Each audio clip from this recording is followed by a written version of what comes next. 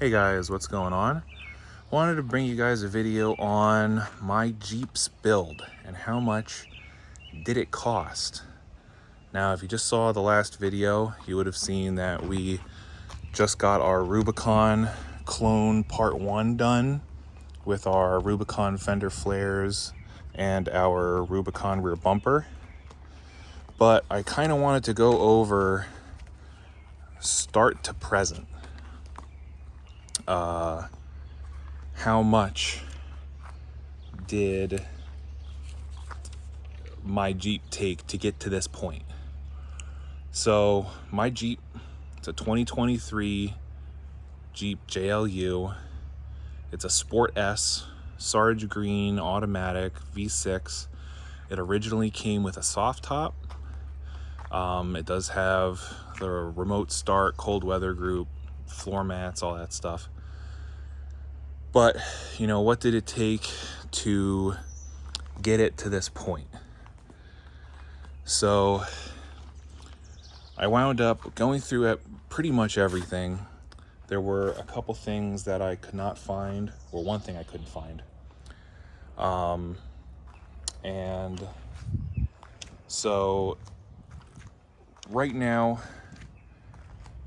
not including the purchase price of the Jeep, I have about just shy of $11,000 into this thing, which is shocking because, you know, obviously I didn't, spend that all at once. It's been, over the past, how many months? 7 months that I've owned this Jeep already. But, so we're just gonna go front to back. So first up is our front bumper.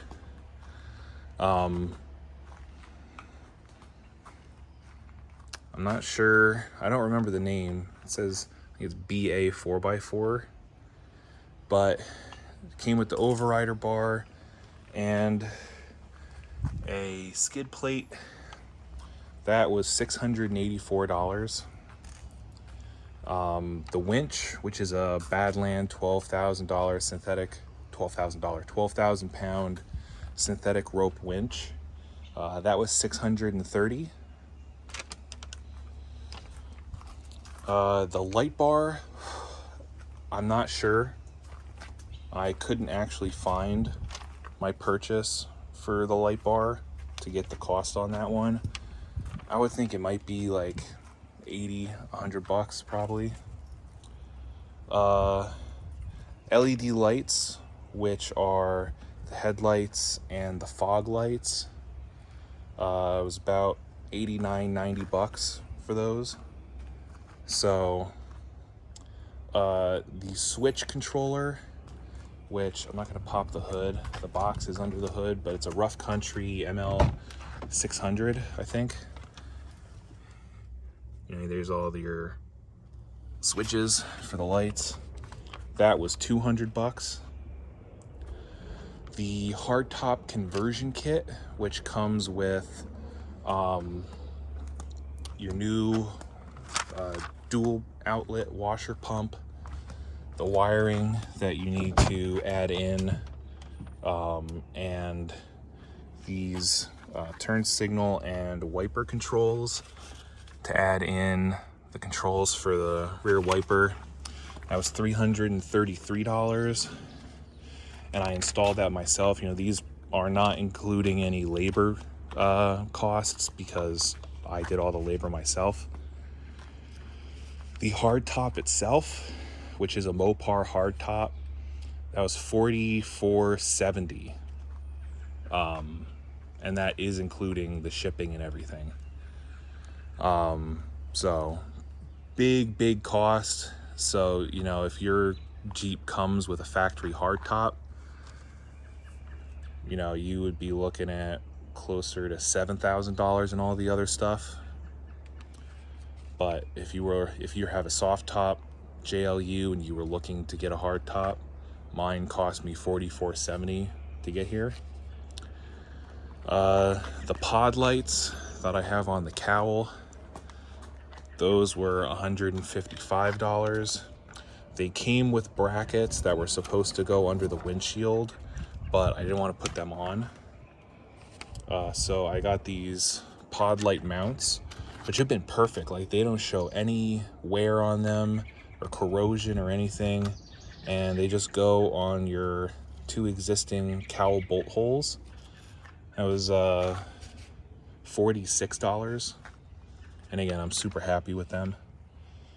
The tires, my Jeep originally came with just Michelin highway tires, which I think is dumb on a Wrangler. So these are Goodyear Wrangler Duratrax. They are commercial traction grade that I got off a tire rack. Those were $1,000. I am running a Skyjacker 2.5-inch lift kit, front and rear. That was $600. There is a spacer lift in the front, which was $89, and that was to compensate the sag in the front from having that heavy metal bumper and winch on there. The Rubicon flares, $694 after tax and everything.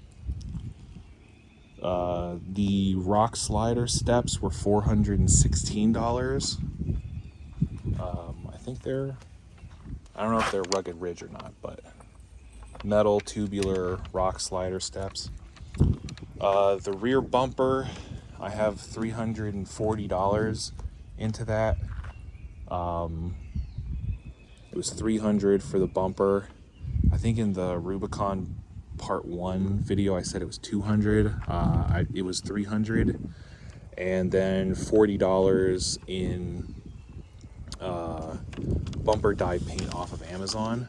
I only used 1 can. I bought 2, but I'll include the price for both of those in that. The spare tire cover, our little Jeep and paratrooper guy, that was $92 for that. The phone mount,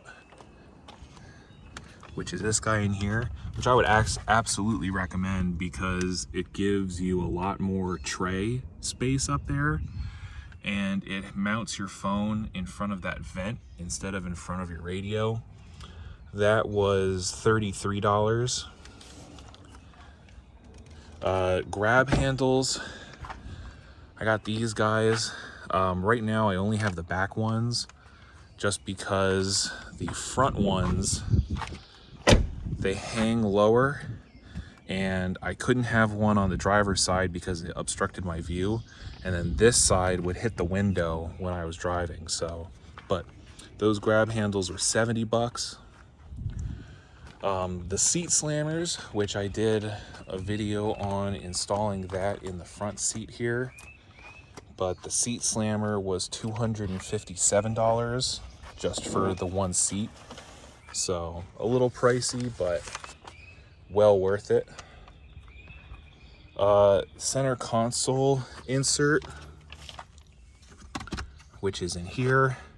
Little organizer tray, so you know you're not just dumping all of your stuff into the depths. That was $25, and then this front holder here was $14. My Jeep did not come with a factory tow hitch. I added one on for the bike rack that I have. So the factory hitch was $256, which is a lot considering, you know, it's a very small hitch, but what you gonna do? One thing I forgot in the front, the headlight guards that I put on, these guys in here, those were $57.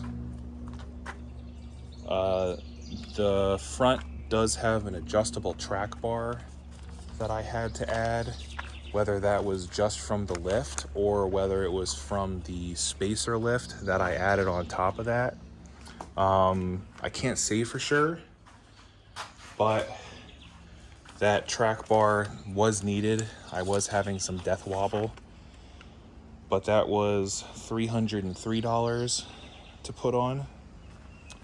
And then I will say I had a aftermarket stubby antenna. I think it was like 13-inch. A lot of people said that it did not affect their radio reception at all. I think, the radio reception. I think they were referring to their Sirius XM, because the Sirius XM antenna is actually up here on your roll bar. This antenna is strictly for radio. And my Sirius XM trial ran out, and I wasn't going to renew it because it's not worth it to me. You know, I have Spotify and it's much cheaper, and I can literally select the songs that I want to play.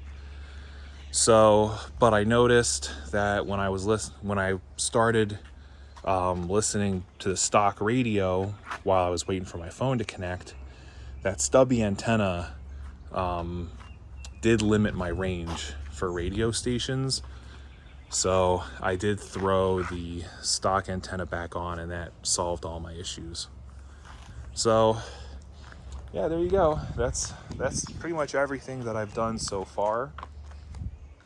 I am going to be looking at probably another 6 to 8, probably closer to $8,000 when it comes time for the tires and e-lockers and re-gear, because I think each one of those is $2,000, and then it'll probably be another $2,000 for the labor to have the gears and lockers installed.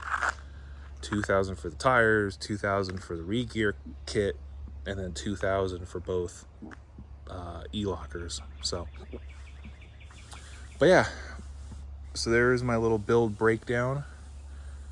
Hope you guys enjoyed, and I will see you guys later.